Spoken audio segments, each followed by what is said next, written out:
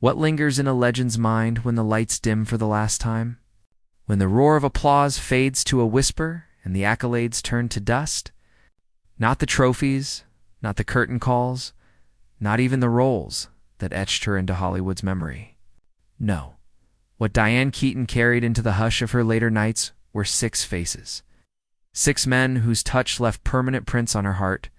At 79, standing near a silence so wide it could swallow memory whole, she finally breathed out a truth she had hidden. 6 men she could never release. Some made her laugh so hard, the loneliness cracked. Some cut so deeply the hurt kept pulsing behind her smile. Every name an ember, a bruise, a quiet ache that kept glowing long after romance went cold. Behind the hats and the sparkle was a woman who loved too much, lost too hard, and learned too late that even icons are not spared the breaking point. Before we begin, let's honor her. Tap like and leave a white heart for the woman who turned pain into poetry, silence into art, and solitude into a light that never goes out. The first love is always the most unguarded, untouched by caution, unedited by reason. It arrives like sun through a dusty window, and it fades like dusk over an endless sea. Years pass, faces blur. But the heart keeps the first trembling moment when 2 people believed for an instant that forever could be real. It was 1968. She was 22, unknown in New York's restless glow. A city of rain, cigarettes, jazz, and possibility. In a little audition room off Broadway, a young woman with a crooked grin stumbled through pages for a wiry writer with apologetic eyes. His name was Woody Allen. He wasn't an institution yet. She wasn't a muse, just 2 curious minds colliding in half-light. Something flickered. Not romance, not yet recognition. He laughed at her mistakes. She laughed back. The air changed. That night she wrote in her journal that she'd met someone both impossible and irresistible. Rehearsal became ritual. Laughter became refuge. He found her beautiful chaos magnetic. She found his mind both daunting and addictive. They built a world inside the beam of a projector. By the early 7th South, they were inseparable. Play it again. Sam, 1972. Sleeper, 1973. Love and Death, 1975. Each film a heartbeat of their strange affection. He wrote for her, around her. Through her until Diane Keaton stopped being only an actress and became his echo, the living temple of his imagination. Then came 1977, Annie Hall. Nights were spent rewriting in his apartment. She'd doze on the sofa while he typed toward dawn. The city's lights blinking against the glass. When the movie opened, the laughter in theaters belonged to the world. The silences between the jokes belonged to them. She was 32 when Annie Hall took 4 Oscars. Trembling on that stage, she searched the crowd for him and saw only a storm of flashbulbs. The film that crowned her had quietly cracked her heart. Success arrived like a thief, giving everything, taking the thing that mattered. Their spark of creation became a wall. He lived in his head, she in her heart. One night, mid-con conversation, the laughter stopped and neither knew why. By morning, he handed her new pages. She smiled, read, and felt him slipping a line at a time. He once told her, "I make movies for an audience of 1." She never forgot. She was that one, and that was both the blessing and the wound. To be loved for what you inspire, not entirely for who you are. Time moved, relentless as film through a projector. In 1993, at 47, she said yes to Manhattan Murder Mystery. When she stepped on set, 15 years vanished. One nervous laugh, one familiar glance, and they were young again, hiding inside dialogue. During a break, he murmured, "You still know the beats?" She only smiled. Some rhythms never die. At home, she kept one of his letters yellowed and folded, a relic she never threw away. Sometimes when Manhattan fell quiet, she'd watch their old movies and mouth the lines they once hammered out together. Asked about him late in life, she said he made me brave. No bitterness, just the softness we reserve for the person who woke our soul before the world claimed it. First love belongs not to the present, but to memory, and memory is its own eternity. To the world, she was Annie Hall in her private country. There was always Woody, the man who changed her, scarred her, completed her, and proved that love, like art, can be most powerful when it refuses to last. Some men we remember, one man we never forget. If Woody was the quiet heartbeat of her youth, the one who taught her that love could be laughter and art, then Al Pacino was the storm that taught her fire. By 1971, both were standing on the trembling brink of greatness.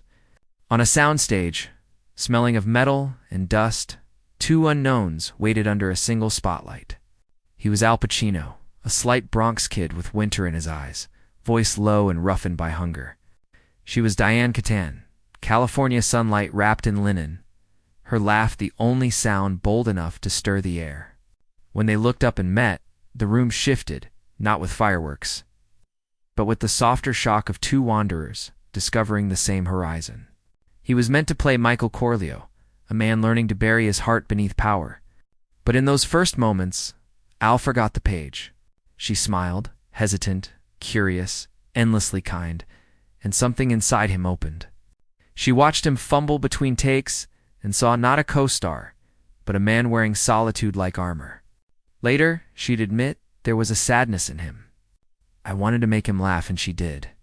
They ate sandwiches on the curb, traded stories until words blurred into laughter. He struck a match with a shaking hand. She steadied it.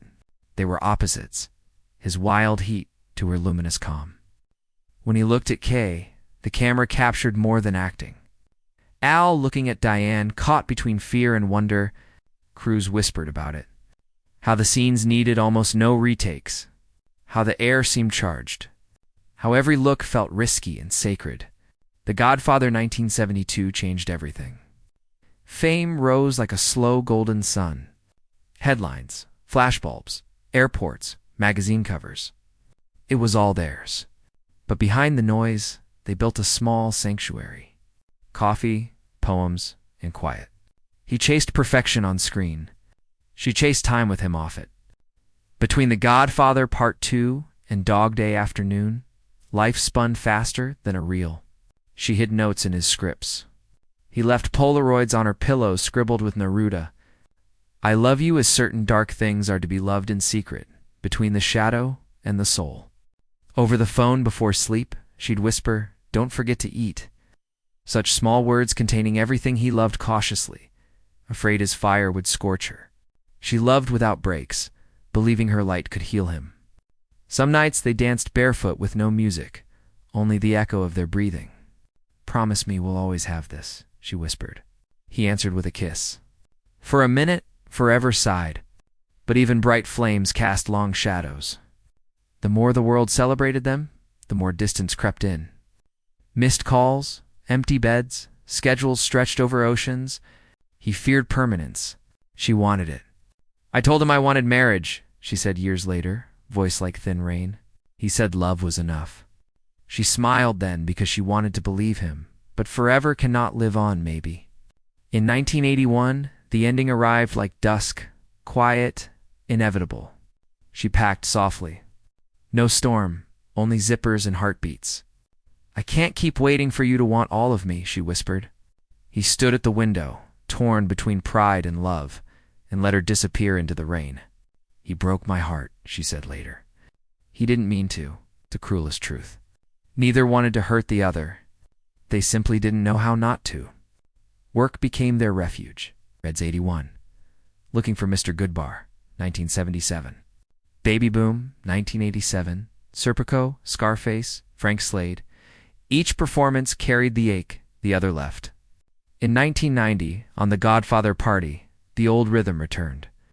Glances too long, silences too full. I always thought we'd find our way back, she whispered. But life isn't a movie. Asked if he regretted not marrying her, Pacino paused a long time. Regret, he said. Every day, she was the one that got away, and I let her. Their love didn't die. It transfigured into art, into memory, into the soft ache behind their eyes. 9 years from 1972 to 1981, long enough to build a life too short to finish it. Nearly 2 years later, Healing came disguised as another storm. Warren Batty. She was 35, radiant and restless, learning to breathe after a love that crowned and consumed her. He was 43, brilliant, magnetic, a beautiful trouble. Reds was a revolution on screen, and behind it another revolt. Two constellations colliding. He challenged her, provoked her, rebuilt her. I couldn't tell where the movie ended and we began. She confessed. In the editing room, she watched him study the version of her he'd created. That's when I knew, she said. He didn't want a partner. He wanted perfection. She loved him even more for it, and it wore her out. By 1982, inspiration had turned to depletion. She craved quiet. He lived for noise. They parted without breaking, exhausted, grateful. Warren didn't break my heart, she said. He reminded me it could still beat. Years later came a different kind of miracle. Jack Nicholson. She was 57. He, 66. On Something's Gotta Give, 2003. Their chemistry wasn't ablaze. It was a steady light. He made me laugh until I forgot to be careful, she said. He called her one of the few who can still surprise me. It wasn't the explosive love of youth. It was tenderness with its shoes off. Proof that late love belongs to the brave. Then a gentler warmth. Keanu Reeves also on Something's Gotta Give 2003. He was 39.